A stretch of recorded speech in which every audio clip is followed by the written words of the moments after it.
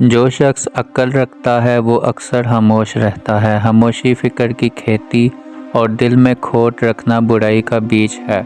خاموشی عزت کا باعث بنتی ہے اور بیہودہ گوئی موجب ذلت بنتی ہے۔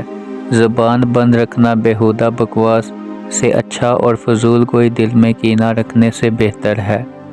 خاموشی سے آدمی باوقار رہتا ہے اور علم سے عزت حاصل کرتا ہے۔ باوجود دکھا تجھے بات کرنے کی قدرت ہو اور تو اس سے عاجزانہ ہو، خاموشی اختیار کر، کیونکہ خاموشی عالم کے لیے زینت کا باعث ہے اور جاہل کے عیبوں کے واسطے پردہ ہے۔ تیرا اس قدر خاموش رہنا کہ لوگ اپنی خواہش سے تجھے بلائیں، تیرے اس بیان سے کئی درجہ اچھا ہے جس سے دکھ ہو کر تجھے چپ کرائیں۔ اگر کلام میں فصاحت و بلاغت کی خوبی ہے تو خاموشی میں یہ فضیلت ہے کہ اس کی بدولت آدمی لغزش سے محفوظ رہتا ہے۔ خاموشی کو لازم پکڑو کہ نجات اور سلامتی کے ساتھ رہیں اور اللہ تعالیٰ کی تقدیر پر راضی رہیں۔ وہ تجھ سے راضی ہوگا اور بندہ نوازی فرمائے گا۔ سلامتی کا سبب خاموشی اور سکون ہے۔ اخلاص کا سبب قوت یقین اور پرہیزگاری کا سبب قوت نفس اور پختگی دین ہے۔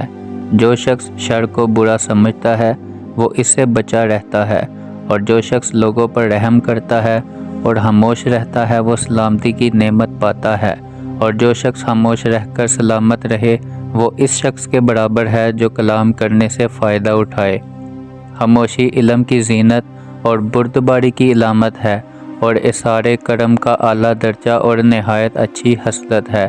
جو شخص خاموشی رہے وہ سلامت رہے گا، وہ اس شخص کے برابر ہے جو کلام کرنے سے فائدہ اٹھائے۔ خاموشی سے عزت حاصل ہوتی ہے اور عذر پیش کرنے کی تکلیف لاحق نہیں ہوتی۔ وہ خاموشی جس سے عزت کی خلت ملے اس بات سے اچھی ہے جس سے ندامت کا ہار گلے پڑے۔ وہ خاموشی جس کا انجام قابل مدح و تحسین ہو اس کلام سے اچھی ہے جس کا انجام لائق مذمت و نفرین ہو۔ وہ خاموشی جس کے بعد سلامتی حاصل ہو اس کلام سے اچھی ہے جس کے پیچھے ملامت لاحق ہو۔ خاموشی اختیار کریں کہ اس کا ادنیٰ نفع سلامتی ہے، اور بیہودہ گوئی سے پرہیز کریں کہ اس کی چھوٹی برائی ملامت ہے۔ جب تو کلام پر غالب آ جائے تو کچھ مذائقہ نہیں، مگر سکوت پر غالب آنے سے پرہیز کریں۔ جو شخص خاموشی اختیار کرتا ہے وہ ملامت سے محفوظ رہتا ہے۔ غضب کا خاموشی سے، شہوت کا عقل سے علاج کرو۔ بہت سے سکوت کلام سے زیادہ مؤثر، بہت سے کلام تیز سے تیز، اور بہت سی لذتیں ایسی ہیں جن میں موت کا سامنا ہوتا ہے۔ خاموشی کو لازم پکڑیے، اس سے سلامتی ساتھ کرتی اور ندامت پاس نہیں بھٹکتی۔ خاموشی تمام برائیوں اور خامیوں کو چھپا دیتی ہے، اور جو شخص خاموشی کو شاڑ پکڑتا ہے اس سے کوئی شخص ناخوش نہیں ہوتا، اور جو شخص فرصت کے وقت کام نہیں کرتا وہ کامیابی حاصل کرنے میں عاجز رہتا ہے۔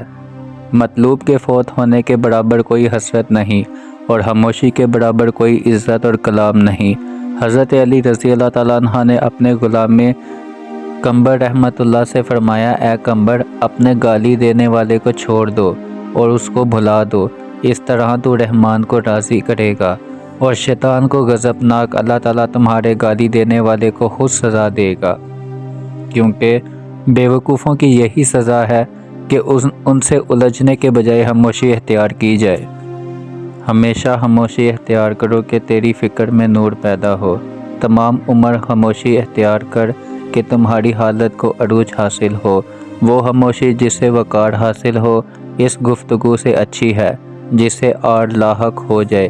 خاموشی کا نام اس شخص پر سجتا ہے جو اپنے مطلب کی بات اچھی طرح کہنے پر قادر ہو اور پھر خاموش رہے، اور جو شخص اپنا مطلب ہی بیان نہ کر سکے وہ عاجز اور کند زبان ہے۔